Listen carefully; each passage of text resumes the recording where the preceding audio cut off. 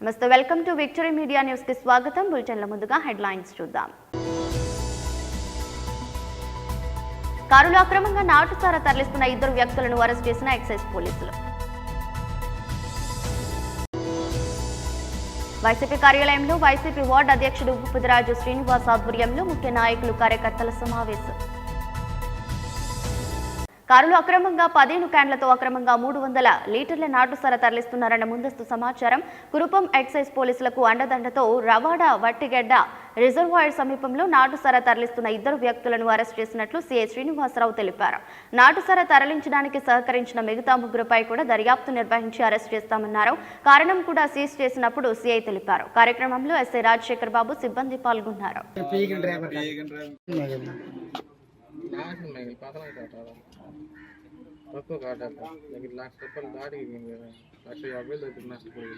Car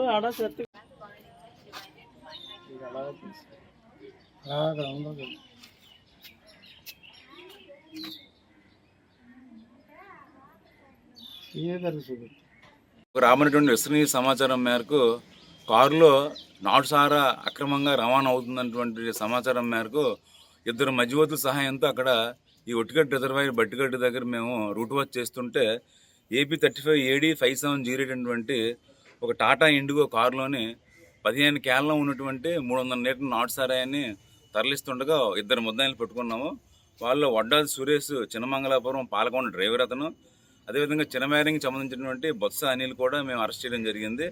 అదేవిధంగా తదుపరి దర్యాప్తులు మాకు వీరికి సందుబోడికి సంబంధించినటువంటి ఒరిస్సా స్టేట్ సంబంధించినటువంటి రత్నాల మాధవ్ అన్న అతను ఈ నాటుసారాయాన్ని అక్కడ తయారు చేసి వీళ్ళకి అమ్మాడని చెప్పి, అదేవిధంగా ఈ కోతులు కొమ్మడం అనేటువంటి వంగర మండలం సంబంధించి బొత్స బలరాం అన్న అతనికి వీళ్ళు సప్లై చేస్తున్నారని చెప్పి మా యొక్క దర్యాప్తులో తెలియంది. అదేవిధంగా ఈ కారు యొక్క ఓనరు ఎవరైతే ఉన్నారో కె సింహాచలం సన్నాఫ్ అన్నవనాయుడు, గంగిరేగి వలస, కొమరాడ మండలం, పార్వతీపురం మన్యం జిల్లా, ఇతను కూడా ఈ కేసులోని ఇన్వాల్వ్ చేయడం జరిగింది. తదుపరి మేము దర్యాప్తు నిర్వహించి ఈ కేసులో ఎవరెవరైతే ఈ నాటుసారి ఈ అక్రమ రవాణాలోనే సంబంధం ఉంది, అదేవిధంగా ఈ నాటుసారాన్ని ఎవరెవరికి సప్లై చేస్తున్నారు, వీళ్ళ దగ్గర ఎవరు కొనుగోలు చేస్తారనేది దర్యాప్తు నిర్వహించి వాళ్ళందరి మీద కూడా కేసు నమోదు చేసి తదుపరి వాళ్ళందరినీ కూడా అరెస్ట్ చేస్తాం. బాబు షూరిటీ మోసం గ్యారెంటీని ప్రజల్లోకి విస్తృతంగా తీసుకెళ్లాలని గాజువాక వైసీపీ ఇన్ఛార్జ్ తిప్పల దేవన్ రెడ్డి అన్నారు. ఈ మేరకు జీవీఎంసీ 71వ వార్డు శ్రీనగర్ వైసీపీ కార్యాలయంలో వైసీపీ వార్డు అధ్యక్షుడు భూపతిరాజు శ్రీనివాస్ ఆధ్వర్యంలో ముఖ్య నాయకులు కార్యకర్తలు సమావేశం జరిగింది. కార్యక్రమానికి గాజువాక వైసీపీ ఇన్ఛార్జి తిప్పల దేవన్ రెడ్డి ముఖ్య అతిథిగా పాల్గొని మాట్లాడుతూ చంద్రబాబు ఎన్నికల ముందు సూపర్ 6 పథకాల పేరుతో అధికారంలోకి వచ్చి ప్రజలను మోసం చేస్తున్నారని అన్నారు. తల్లికి వందనం పేరుతో కుటుంబంలో ఉన్న విద్యార్థులందరికీ 15,000 రూపాయలు చెల్లిస్తానని చెప్పి విద్యార్థులను కూడా మోసం చేశారన్నారు. బాబు మోసాలను ప్రజలు గుర్తిస్తున్నారని, టీడీపీ ఎమ్మెల్యేలు తొలి అడుగు పేరుతో ప్రజల్లోకి వెళ్తే ప్రజలు తిరుగుబాటు చేయడం చూస్తున్నామని అన్నారు. కొంతమంది నాయకులు వైసీపీ కండువాతో కార్పొరేటర్గా గెలిచి వారి స్వార్థం కోసం పార్టీని విడిచి టీడీపీ కండువాలను కప్పుకున్నారని అన్నారు. 71వ వార్డు వైసీపీ అధ్యక్షుడిగా డైనమిక్ లీడర్ భూపతి శ్రీనివాస్ను నియమించామని, ఆయనను వార్డు కార్పొరేటర్గా గెలిపించుకోవాల్సిన బాధ్యత మీ అందరిపై ఉందన్నారు. సమావేశంలో 73వ వార్డు కార్పొరేటర్ భూపతిరాజు, సుజాత, వైసీపీ నాయకులు, కార్యకర్తలు పాల్గొన్నారు. ప్రతి ఒక్కరు కూడా ఎంతో ఓర్పుతో ఉన్నారండి.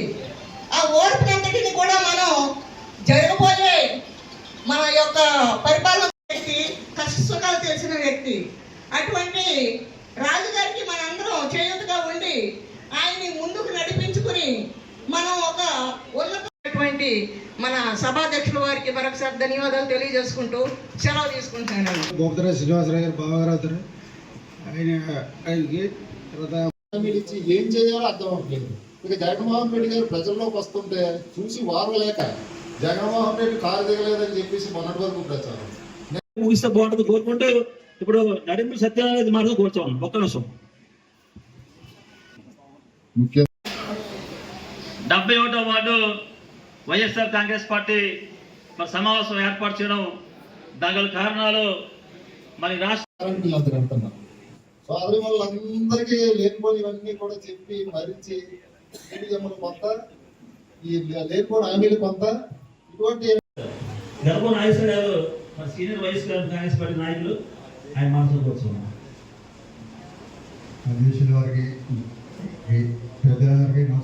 బాబు సూటి కార్యక్రమం మీద ఈరోజు ఈ సమావేశం కానీ కొత్త మన వార్డు అధ్యక్షుడిగా కొత్తగా ఒక 4 రోజులు కూడా అవ్వలేదు, 10 రోజుల్లోనే ఈ రోజు వార్డు అందరినీ కూడా ఒక యూనిట్ గా తీసుకొచ్చి ఈ సమావేశానికి చేయడానికి ముందుగా మీ అందరికీ ధన్యవాదాలు తెలుపుకోవాలి, ప్రజలందరికీ కూడా.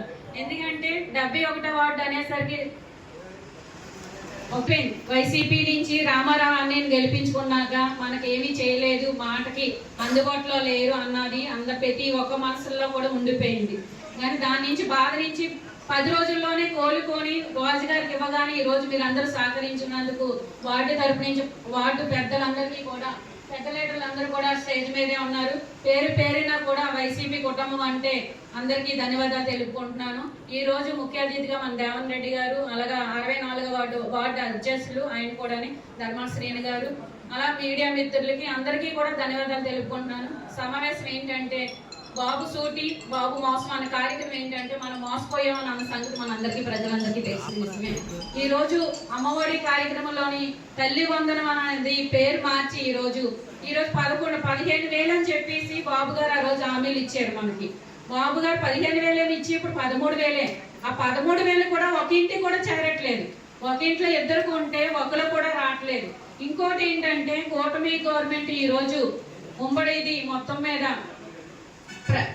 మీద ముగ్గురు కూటమి మీద మనం రావడం వల్ల ఓటు బ్యాంక్ నుంచి చూస్తే మనకి 40% వైసీపీ నుంచి వచ్చింది.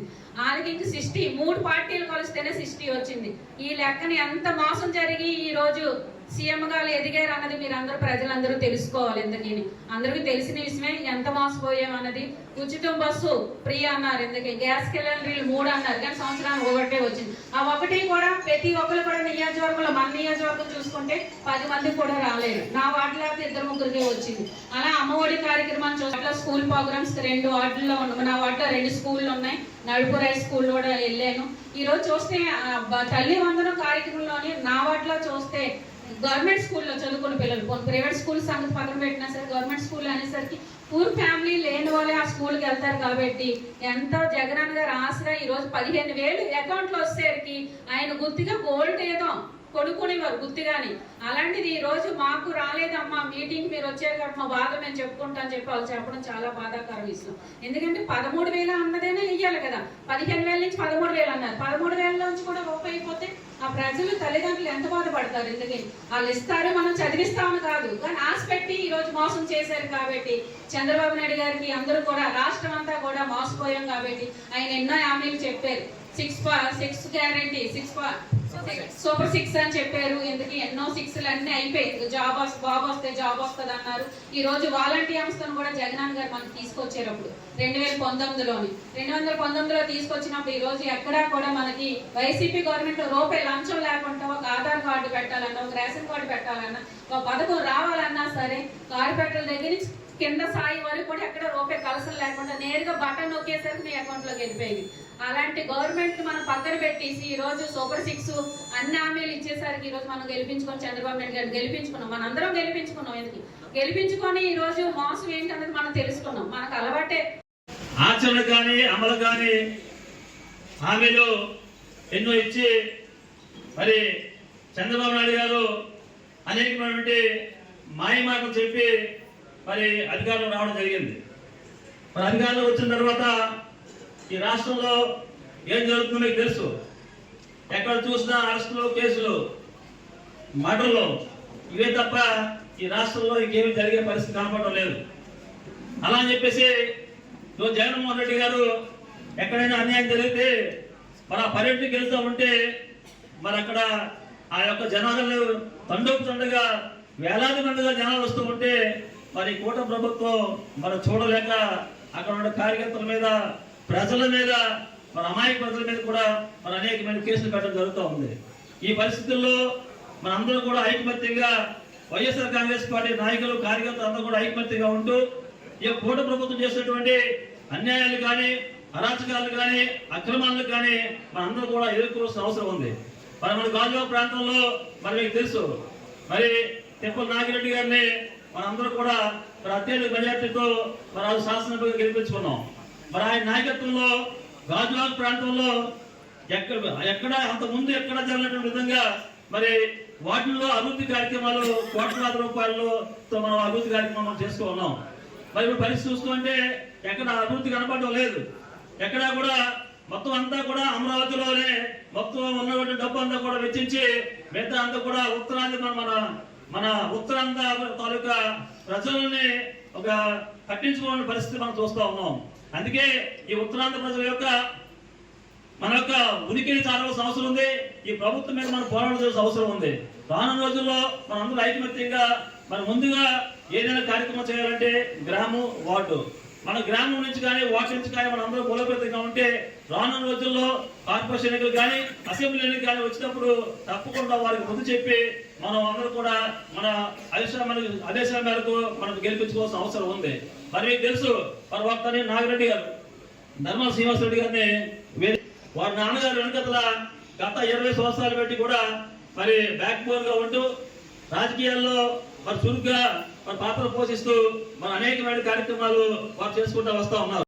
మరి ఈ యొక్క కార్యక్రమం యొక్క ముఖ్య ఉద్దేశం బాబు షూరిటీ మోసం గ్యారంటీ అనే కార్యక్రమం గౌరవ మాజీ ముఖ్యమంత్రి వర్యులు వైఎస్ జగన్మోహన్ రెడ్డి గారు ఈ కార్యక్రమం కోసం మాకు గత 10 రోజుల కిందట అమరావతిలో నియోజకవర్గ సమాయకతలు అందరికీ మీటింగ్ పెట్టి ఈ కార్యక్రమం మీద చాలా చక్కగా ఆయన వివరించడం జరిగింది. మరి అదేవిధంగా జిల్లా అధ్యక్షులు వర్యులు కేకే రాజు గారు కూడా సిటీలో A1 గ్రాండ్లో ఈ కార్యక్రమం పెద్ద ఎత్తున అన్ని నియోజకవర్గాల నుంచి కూడా మన నియోజకవర్గం నుంచి కూడా పెద్ద ఎత్తున సుమారు 400 మంది ఆ మీటింగ్కి అటెండ్ అయ్యారు. అదేవిధంగా మనం కూడా గాజువాక క్లబ్లో నియోజకవర్గ స్థాయి సమావేశం ఏర్పాటు చేసుకున్నాం. మరి ఇప్పుడు వార్డు స్థాయిలో ఈరోజు బావగారు భూపతిరాజు శ్రీనివాస్ గారి ఆధ్వర్యంలో ఈ కార్యక్రమం 71వ వార్డులో ఏర్పాటు చేయడం జరిగింది.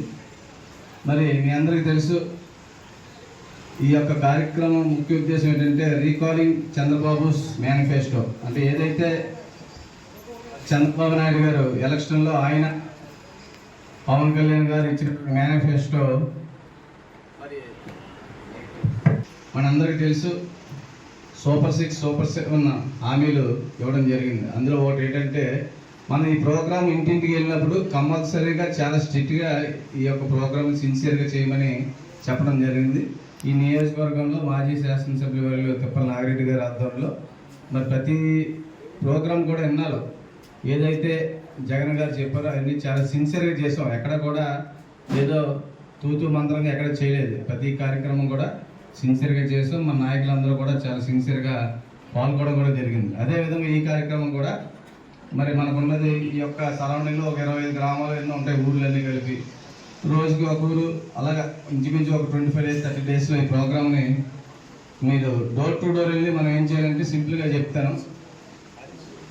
చంద్రబాబు నాయుడు గారు అమ్మ సంవత్సరం పరిపాలన అయింది, ఈ సంవత్సరంలో మీకు చంద్రబాబు నాయుడు గారు ఎంత బాకీ ఉంది అన్నదే సబ్జెక్ట్.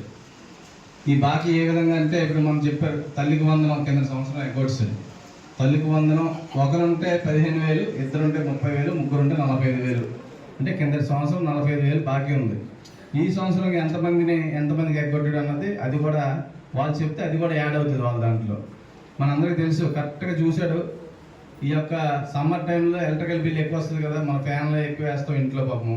ఆ ఫ్యాన్ వేసినప్పుడు ఏమవుతుంది బిల్లు కొంచెం ఎక్స్ట్రా వస్తుంది. కరెక్ట్గా 300 యూనిట్లు దాటించిన వెంటనే నువ్వు ఇన్ఎలిజిబుల్ చేసాడు అందరికైనా కావాలని. అంటే ఆ టైంలో పెట్టి ఆ కరెంట్ బిల్ రీడింగ్ తీసుకొని ఇన్ఎలిజిబుల్ చేసి మీ అందరూ కూడా ఇన్ని యూనిట్లు వాడిస్తారు, మీకు ఈ పథకానికి మీరు ఎలిజిబిలిటీ లేరు అని చెప్పేసి మరి ఆ విధంగా చంద్రబాబు అన్న వ్యక్తి ఫుల్ కన్నింగ్గా ఆయన నక్క తెలివితేటలతో ఎప్పుడు ఎలాగా ఆయన కట్ చేయాలి. ఎందుకంటే అటువంటి మహానుభావుడు ఎన్టీ రామారావునే కట్ చేసాడు. మీరెంత మనం ఎంత ఒక విధంగా ఏ విధంగా కట్ చేస్తారో అదేవిధంగా స్థానికంగా చూస్తే బాబు షూరిటీ స్టీల్ ప్లాంట్ నమ్మేది గ్యారంటీ. ఎందుకంటే ఆయన వచ్చిన తర్వాత సిద్దిపేట జిల్లా దౌలతాబాద్ మండలం నూతన ఎస్ఐగా పదవి బాధ్యతలు చేపట్టిన గంగాధర అరుణ్ కుమార్ నూతనంగా ఎస్ఐ పదవి బాధ్యతలు చేపట్టిన సందర్భంగా మాట్లాడుతూ ఈ ప్రాంతంలో ఎస్ఐగా విధులు చేపట్టడం మొదటిసారి అని ఎంతో మంది స్ఫూర్తిదాయకంగా ప్రజలందరి సమన్వయంతో ప్రజల సమస్యలను పరిష్కరించి శాంతి భద్రతల పరిరక్షణలో మరియు ప్రజల శాంతి భద్రతల ఆటంకం కలిగిస్తే కఠిన చర్యలు తప్పవని పేర్కొన్నారు.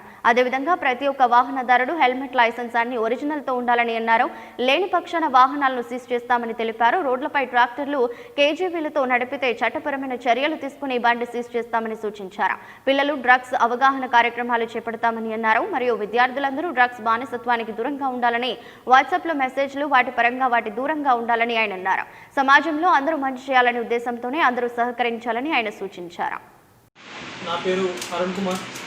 నేను దౌలతాబాద్కి వచ్చిన కొత్త ఎస్ఐని. ముఖ్యంగా నాకు ఈ పోలీస్ స్టేషన్ అలర్ట్ చేసిన సిపి మేడం గారికి అండ్ ఏసీపీ గారికి, సిఏ గారికి ప్రత్యేక ధన్యవాదాలు. ముఖ్యంగా నేను కొత్త కాబట్టి నేను ఏమనుకున్నానంటే మా మేడం యొక్క ఆశయాలకు అనుగుణంగా ఖచ్చితంగా వర్క్ చేస్తాను. ముఖ్యంగా ఏంటంటే ప్రజలు కూడా చట్టాల పట్ల అవగాహన కలిగి ఉండాలి. ఏది తప్పు, ఏది ఏది చెడు, ఏది మంచి అని తెలిసి ఉండి కొంచెం అవగాహన తెలిసి ఉంటే మంచిది. ఇంకోటి ఏంటంటే నేను చెప్పే ముఖ్యంగా ఏంటంటే కొందరు ఏంటంటే వాహనం నడిపేటప్పుడు ప్రజలకి చెప్పే విషయాలు ఏంటంటే కొంతమంది వాహనం నడిపేటప్పుడు హెల్మెట్ ధరించడం లేదు. అది మన కుటుంబానికి మనకు చాలా ప్రమాదకరం. ఎందుకంటే మన కుటుంబానికి పెద్ద అయినప్పుడు మనకి ఏమైనా జరిగితే మన కుటుంబం అనేది రోడ్డు మీద పడుతుంది. కాబట్టి దయచేసి అందరికీ చెప్పేది ఏంటంటే కొద్ది దూరమైనా కూడా కొందరు ఏంటంటే కొద్ది దూరమే కదా ఎందుకు హెల్మెట్ అని అనుకుంటారు. కానీ ఏ క్షణంలో ఏమైతే జరిగింది తెలియదు. మనం ఏదైనా ఒక్క క్షణంలో జరుగుతుంది. కాబట్టి నేను చెప్పేది ఏంటంటే మీరు రోడ్డు మీద వచ్చినప్పుడు ఖచ్చితంగా హెల్మెట్ ధరించండి దయచేసి. ఇంకోటి ఏంటంటే వేగంగా నడపద్దు.